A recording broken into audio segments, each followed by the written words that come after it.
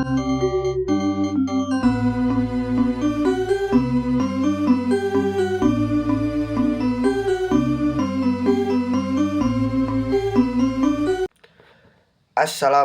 warahmatullahi wabarakatuh. Hadirin anu kusim kuring dipihormat, puji sinareng syukur urang sanggakeun ka Allah Subhanahu wa taala anu parantos maparinan rahmat sareng hidayahna dugi ka urang sadayana tiasa ngariung dina ieu acara. Dina dinten ieu nu berbahagia, sim kuring Fahrabi ti kelas 9C bade ngadugikeun biantara ngeunaan pentingna ngajaga lingkungan sekitar. Lingkungan sakitar teh mangrupikeun hiji perkara anu penting pisan dina kahirupan urang sadayana. Lingkungan sakitar anu bersih sareng sehat tangtos bakal ngajabin kasehatan sareng kanyamanan urang.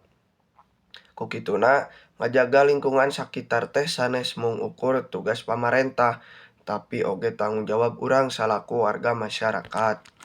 Ayeuna coba urang perhatikeun kaayaan lingkungan sakitar urang, kumaha kaayaan walungan-walungan di payunan imah, kumaha kaayaan jalan-jalan sareng taman di sabudeureun. Tangtos urang sering ningali sampah anu patarumpang, papelakan anu rusak atanapi cai anu keruh. Ieu teh hiji masalah anu kedah enggal-enggal diungkulan.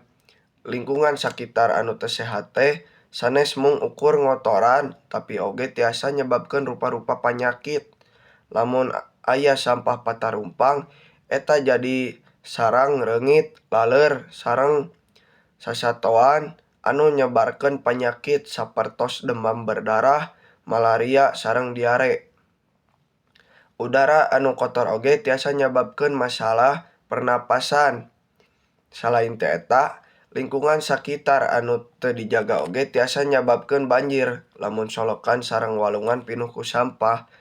Cai hujan moal tiasa ngalir kalawan teu lancar, akibatna cai bakal ngalimpah ka jalan-jalan sareng imah-imah urang. Ku kituna, hayu urang sadayana ngamumule lingkungan sakitar. Urang tiasa ngamimitian ku hal-hal sederhana sapertos micen sampah kana tempatna, ngabersihan solokan di payunan imah, malak tatangkalan sareng teu ngabuang cai limbah sembarangan. Salain ti eta, arurang oge kedah ngirangan karusakan lingkungan. Urang tiasa ngalekukeun eta ku cara ngagunakeun barang-barang anu tiasa dianggo deui sapertos ngadaur ulang sampah sareng ngolah sampah organik jadi kompos. Mudah-mudahan ku cara ieu ngajaga lingkungan sakitar teh tiasa nyiptakeun tempat hunian anu sehat, nyaman, sareng lestari pikeun urang sareng turunan. Sakitu anu tiasa kapihatur, mugi aya manpaatna kanggo urang sadayana. Hapunten bilih aya cariosan anu kirang marenah. Wassalamualaikum warahmatullahi wabarakatuh.